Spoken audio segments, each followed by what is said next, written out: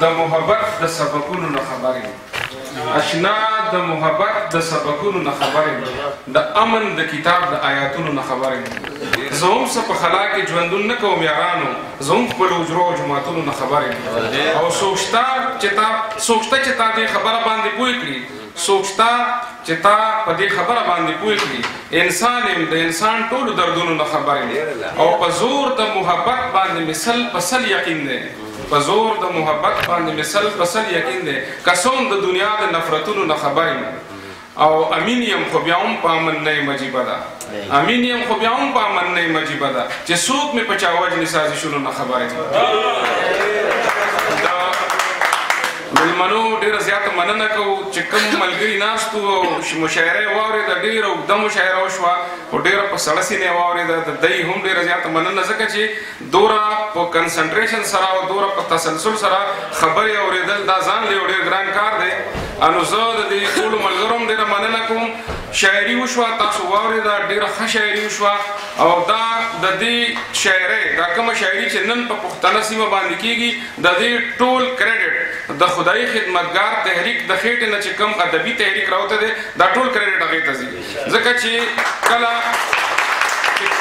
د معزالله خان مومند نه راواخلې تر خدای خدمتګار تحریک د حضرت بادشاه خان رحمت الله علیه پورې چې مونږ د پښتو تاریخ ګورو د شاعرۍ نو زمونږ شاعران ادیبان د خانانو او د نوابانو په حجرو کې د هغوی د ستاینو د پورې محدود شو دا باچا خانو چې شاعرانو ته وی چې تاسو د کم سترګې تاسو د کم دماغ تاسو د کام د تهذیب په مخ کې بوتلون کې او تاسو به دا ژبه هم ژوندی ساتئ تاسو به دا کام هم ژوندی ساتئ هغه یې راپاڅول او هغه یې ته دا نغمې وښولې چې مرګیه مه راځه درځمه او هغه یې ته دا سندرې وښولې چې زهر راله راکړه د شفاف پیاله دې لرې کړه خیر نه مې توبه شه خو دا سپي دې رانه پورې کړه دا د عبدالاکبر خان د خدای خدمتګار شعر دی دغه خلک چې کوم دی دا تسلسل لا تر اوسه جاري دی نن چې دی تاسو ټول پوهه خلک نن وخت بیا بلا سوالونه را پیدا کړي دي نن وخت بیا موږ نه جوابونه غواړي ما ته خپل یو شعر رایاد شه چې د دور د سوالونو له کتاب ښکله پیدا کا زه سوال کوم ښکله ته جواب ښکله پیدا کا نن موږ نه وخت بلا سوالونه کړي دي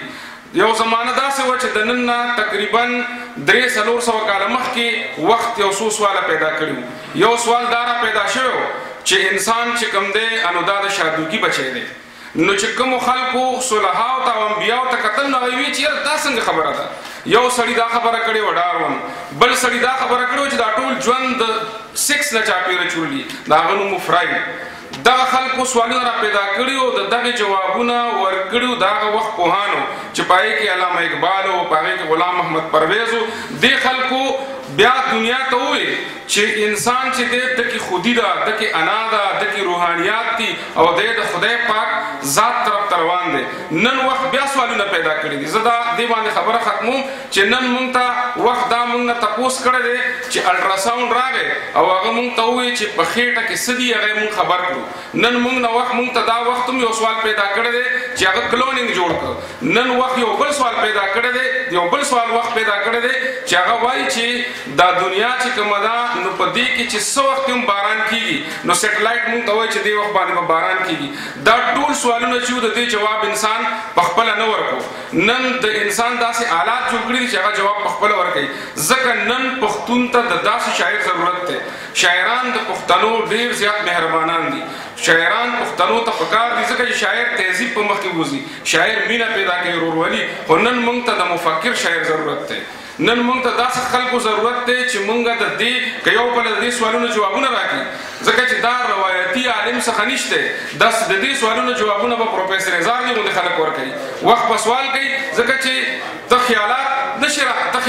امپورټ کولی شي خو حالات نشي امپورټ کولی حالات به درته سوال کوي ته به جواب ورکوي بله پښتون ته یو بله مسله راپېښه ده چې د پښتون انډیجنس کلچرل نریټیو چې څه ته وایي یعنې د کام بیانیه هغه مکمله موږ له دشمنان ختموي کله چې زمونږ د دې تهذیبي ونې جړې وجني نو دا جړې د دې حجره جومات دي کله چې دې تنه کټ کوي نو دا د یونیورسيټي یو کله چې دې څنګه په بم باندې ولې دا د سکولونه دي کله چې یو قوم مکمل ته ختمه نو هغه مکمل یاره او دا تهذیبي بیانیه به ختمه نن موږ سره دا چل کیږي په دنیا کې د بهر خلک هم پکې شامل دي او د دې ملک خلک پکې شامل دي دا اختیار ویل پکار دي دا ضرورت ته مونږ ته چې زمون شاعران هم شاعرانی هم مفکرانی هغه د کام رهنمایو کی او د دې خټو نه قوم واسي ځکه چې قوم پړومبي ځل باندې د تهذیبي بحران سره مخ ته مونږ د ګلوبل ویلیج یا د نړیوال کلی سره جوړ شوی زمون په لاسو کې زمونږه اقدار مړیږي تاسو کتل دي شاعرانو په شاعرۍ کې د کې بلا شاعرانو د خپل قدرونو چې هغه زمونږ د لاس نه لکه د مریوزي کوم ول اسو رزور کو دا غي ماتم یو مو دا غي سان دی مو په داسې ځای کې مونږ ولاړ یو چې یو قدم به مونږ اخلو اربنایزیشن طرف ته او یو قدم مونږ په شابوزي اخیری خبره دا کوم چې نن په دې پاکستان کې د شیرشاه سوري ارمان سرکیږي او هغه دا دی چې شیرشاه سوري داوي چې زه د چین تر بنگالي پورې جی ټي روډ جوړوم او د دې په غاړه غاړه پښتانه آبادوم په ښارونو کې دای به د غرونو راکوزوم نن د کاریډور په شکل کې دا خبره را مخې ته شوې ده چې پښتون کام سره اخیری اپشن دی چې پښتون د مغربي روډ جوړ کړی شي د چین نه واخلې تر ګوادره پورې او ټول پښتانه اربنایز شي پنجابي او ځل بیا د خپلو دسیسو سره او د خپلو مکاردوګونو سره په میدان ولاړ دی ټول قوم له پکار دي چې څوک هم د مغربي روډ ملګرتیا کوي او د پښتون د اربنایزیشن څخه چې پښتون تر څو اربنایز شوی نه دی د ښارونه نه دي آباد کړي د مثال د اوښ لرګي دی دا به قانونه سوځي دی به خلک استعمالوي د ځان لپاره نن د شاعرانو او د مفکرانو دا ذمہواري ده چې قام د دې خبرو نه خبر کړي او قام ته وایي چې خلک که زمونږ نه امریکایان جوړوي دا زمونږ دشمنان دي که زمونږ نه څوک ازبک او تاجک جوړوي دا زمونږ دشمنان دي موږ پښتانه یو پښتانه دار چا نه ښه مسلمانان دي او پښتانه په دې خاوره باندې دار چا نه زیات مین دي پښتون که څوک استعمالوي په هر نوم باندې دا د دشمن دی څوک چې پښتون له سکول جوړوي کالج جوړوي پښتون ته د امن خبرې کوي د مینې خبرې کوي دا د هیرو دی دا د اتل دی او دا زمونږ اتلان دي داسې نن پر ناست موږ